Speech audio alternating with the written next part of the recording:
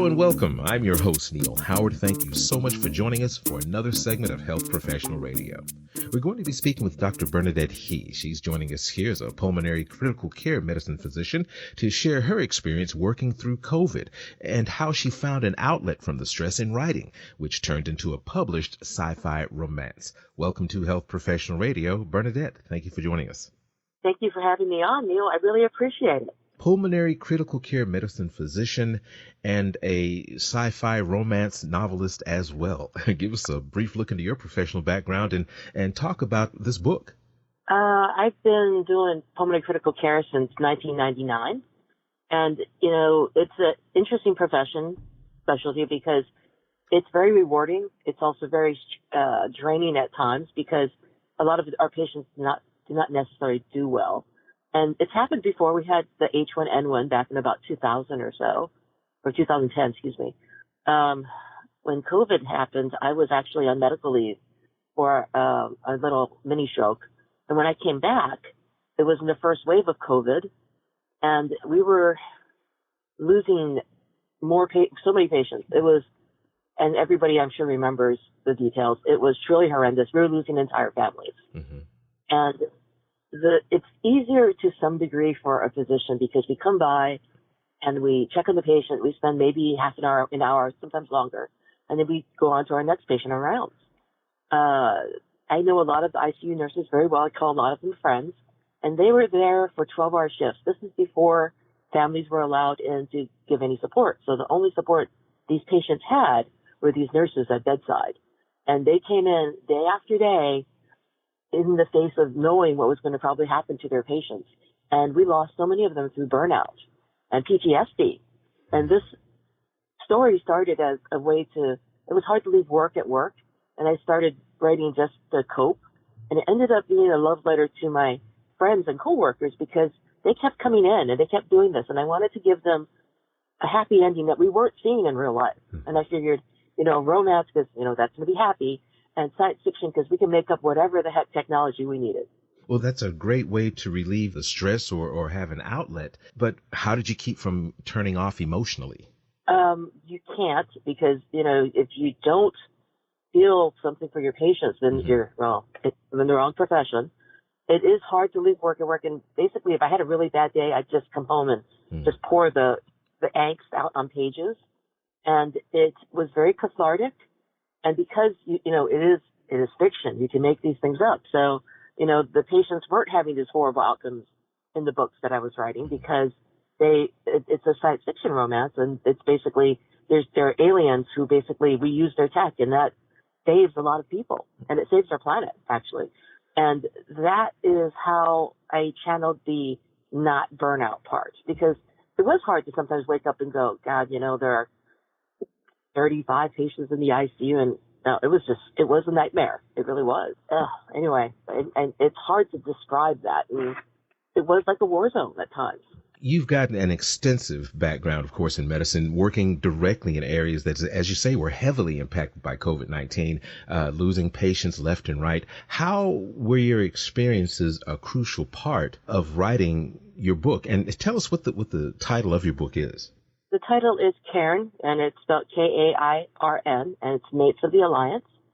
And basically, I just wanted to find something where the problems that we were facing in real life, we could extrapolate to a book. It's not necessarily the same situation exactly, because it's an attack that we're recovering from.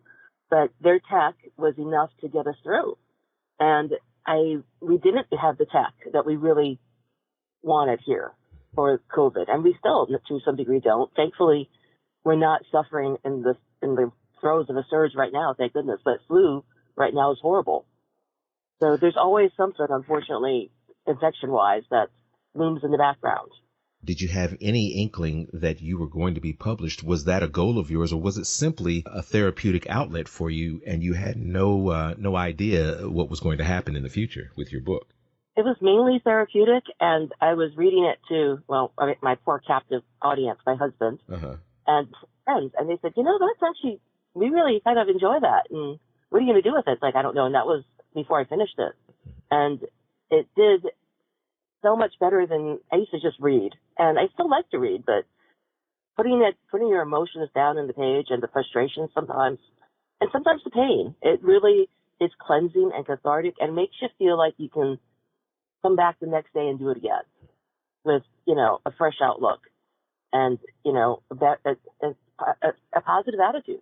Now, you mentioned an invasion. Is that correct in your book? Yes. An invasion would suggest, military response. You're also into medicine. Did you have to do anything special as far as research to help you kind of solidify the characters or the environments in the book, or was it all simply from your imagination and your own experiences? Well, I have a lot of family that was military. Mm-hmm. So remember what they used to talk about? My husband was in the Army, and my kids were Coast Guard. My dad was Army and my brother was Air Force. So mm-hmm. I drew on a lot of what they used to talk about, and I picked my husband's brain for the military part. Mm-hmm. So I'm hoping that it comes across as fairly realistic in that regard.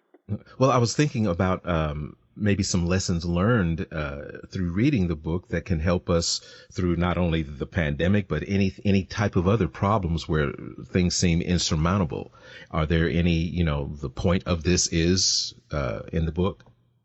Well, there are a lot of points in the book, mm-hmm. but these aliens who rescue us, they basically rout a hostile alien force who is trying to harvest our oceans and basically devastate our planet in the attack. And they do rout the aliens, but our planet is in such a dire need that they can't leave. They basically stay to help our planet survive.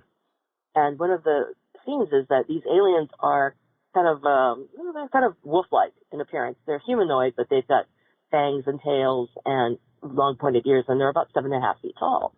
And they have all different colors in their coats. Mm-hmm. And one of the things that comes across is there's a scene where they mention that, we don't trust y'all, and it's a little bit of commentary, socialized on, unfortunately, where we are in 2022. We still have a lot of, unfortunately, racial differences. And we focus on them a little too much. And that's brought up. And it's also brought up that, the planet, it's our home. We have to take better care of it. Mm-hmm. We don't take care of it. How do we expect it to take care of us? And there's a lot of that because the book focuses on them rehabbing the planet and trying to bring it back to actually better than they found it, even before the attack, which they do. And the other thing is, family's not just blood. It's family is the friends you choose. Because the aliens don't have any blood relatives with them, but they have formed a family out of their crew. It is a romance, but one of the other really good relationships in that is the main character, Kairn, and his XO are best friends, and they're like brothers, and it shows. Now, I understand that the book also centers on monogamous relationships as being very appealing, the way to go. Why is that such an important aspect for you to include in the book?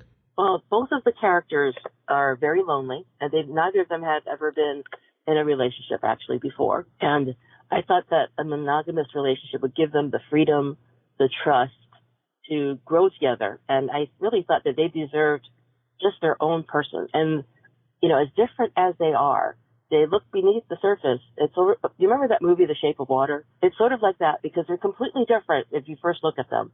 But underneath it all, they're the one imperfect individual that's perfect for them.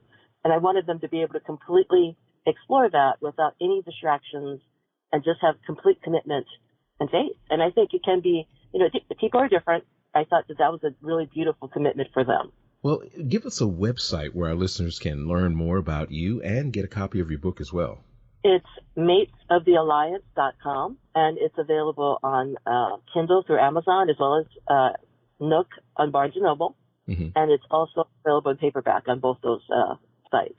Well, I sure appreciate you joining us here on Health Professional Radio this morning, Bernadette. It's been a pleasure. Hopefully you'll return, and especially when your next book comes out. I'm sure you're going to write another. Let's put it this way.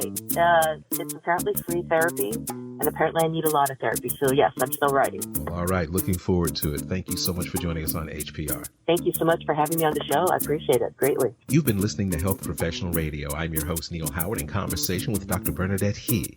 Audio copies of this program are available at hpr.fm and healthprofessionalradio.com.au. You can also subscribe to the podcast on iTunes, listen in, download at Anchor, Spotify, and be sure and subscribe to our YouTube channel at youtube.com/Health Professional Radio.